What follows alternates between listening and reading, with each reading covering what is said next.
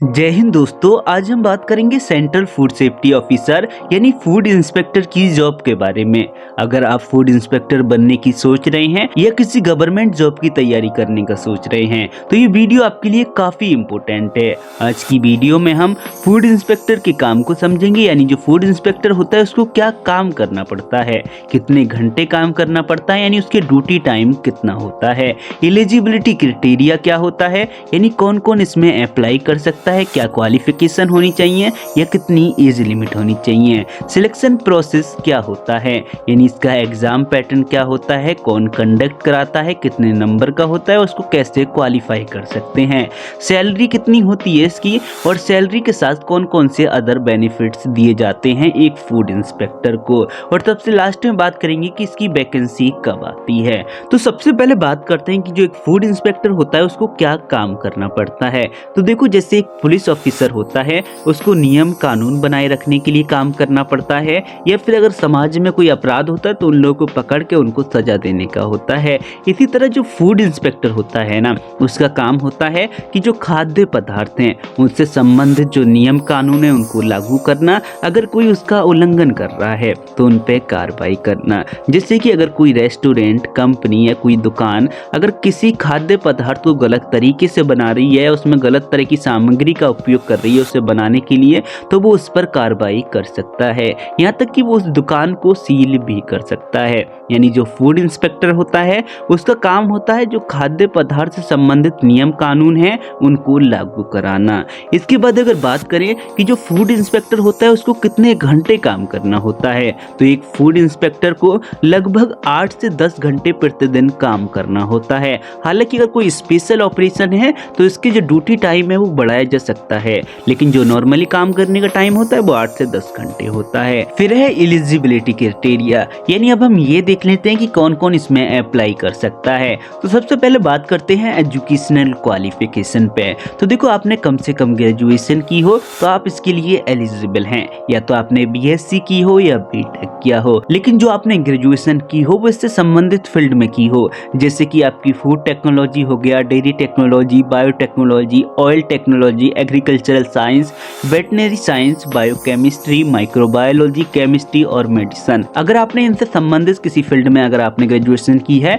तो आप इसमें अप्लाई कर सकते हैं। इसके बाद है एज लिमिट। तो देखो, जो आपकी कम से कम एज होनी चाहिए वो 21 वर्ष होनी चाहिए, और जो इसमें आप अप्लाई कर सकते हैं वो 30 वर्ष तक ही अप्लाई कर सकते हैं। अगर आप 30 वर्ष से ऊपर की एज के हैं तो आप इसमें अप्लाई नहीं कर सकते। हालांकि जो ओबीसी वाले हैं और एससी एसटी वाले हैं उनको थोड़ी छूट मिलती है। ओबीसी वालों को 3 साल की छूट मिलती है, यानी जो ओबीसी कैटेगरी के लोग हैं वो 33 वर्ष तक इसमें अप्लाई कर सकते हैं। वहीं जो एससी एसटी वाले हैं उनको 5 साल की छूट मिलती है, तो वो 35 साल की उम्र तक इसमें अप्लाई कर सकते हैं।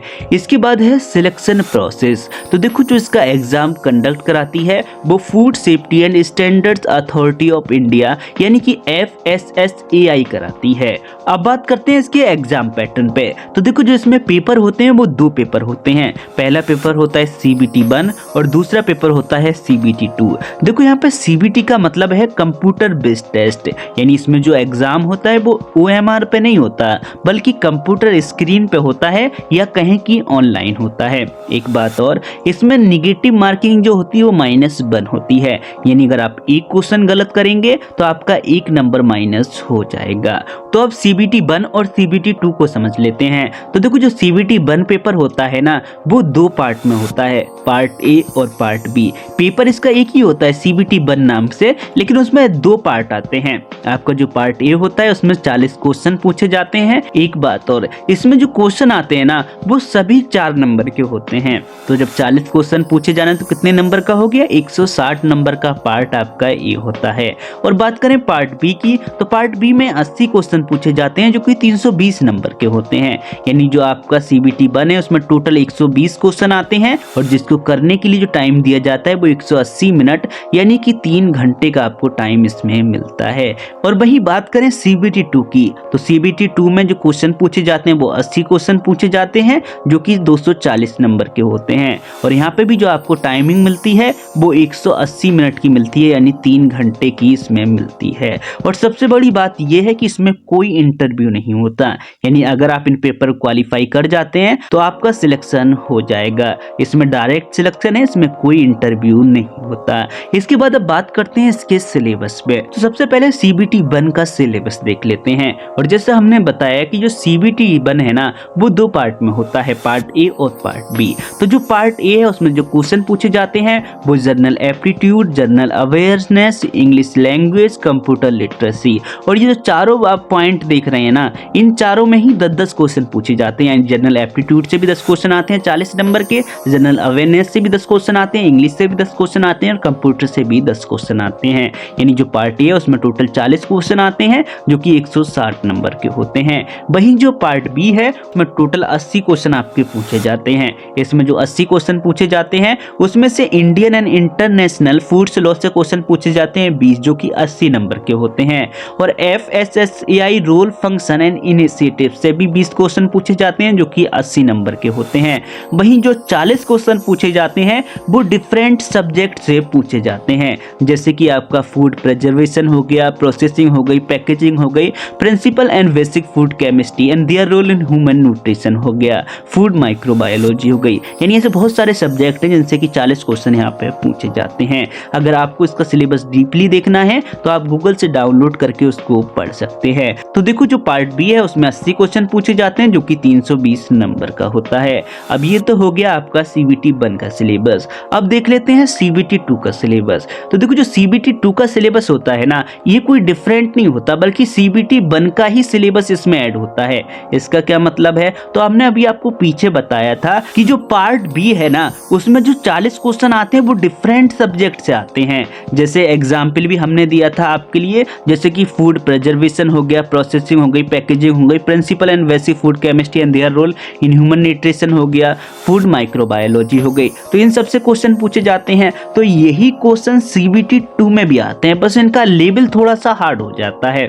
इसमें जो क्वेश्चन पूछे जाते हैं वो टोटल 80 क्वेश्चन इसमें पूछे जाते हैं। इनको भी करने के लिए आपको 180 मिनट का टाइम मिलता है, यानी 3 घंटे का टाइम आपको दिया जाता है। सेम जो इसमें भी नेगेटिव मार्किंग होती है आपके CBT 2 में वो भी -1 की होती है, यानी अगर आप एक क्वेश्चन गलत करेंगे आपका 1 नंबर माइनस हो जाएगा। तो अब बात करते हैं वीडियो के सबसे इंपॉर्टेंट टॉपिक पे, यानी एग्जाम प्रिपरेशन टिप्स पे।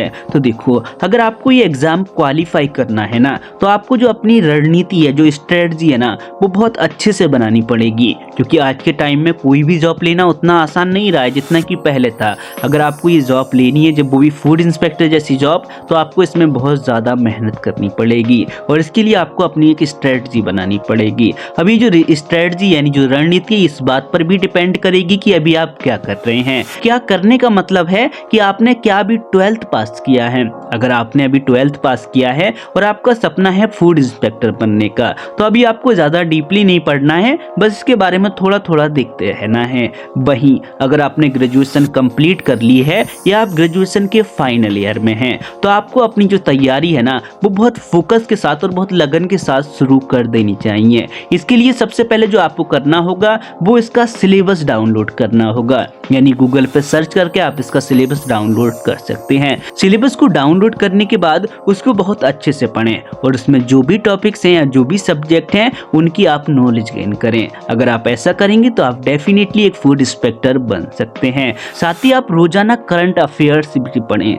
करंट अफेयर्स में आप न्यूज़पेपर पढ़ सकते हैं या कोई मैगजीन पढ़ सकते हैं, क्योंकि अगर आप करंट अफेयर्स पढ़ेंगे ना तो आपको ये पता रहेगा कि करंट में क्या चल रहा है, क्योंकि करंट से भी जो क्वेश्चन एग्जाम में पूछे जाते हैं वो काफ़ी क्वेश्चन आते हैं, इसलिए करंट अफेयर्स भी पढ़ना जरूरी है। और सबसे जरूरी है पिछले वर्ष के प्रश्न पत्र को हल करना। यानी देखो जो पहले के जो क्वेश्चन है, कहीं जो प्रीवियस ईयर के क्वेश्चन है ना, उनको समझना बहुत जरूरी होता है। इससे आपकी जो तैयारी है ना वो बहुत ज़्यादा आसान हो सकती है। आप उससे ये समझ सकते हैं कि जो food safety and standard authority of India है वो पेपर को कैसे सेट करती है, उसका पेपर पैटर्न क्या होता है, किस तरीके से वो क्वेश्चन पूछती है, यानी बहुत सारी चीज़ें आप पुराने पेपर से सीख सकते हैं। अगर आप हार्ड वर्क के साथ साथ ना अगर स्मार्ट वर्क भी करेंगे ना तो आपका जो सिलेक्शन है ना होने के काफ़ी चांस होंगे। इसके बाद अब नेक्स्ट बात करते हैं सैलरी एंड अदर बेनिफिट्स पे, यानी जो एक फूड इंस्पेक्टर होता है उसको कितनी सैलरी दी जाती है। तो उसको जो सैलरी मिलती है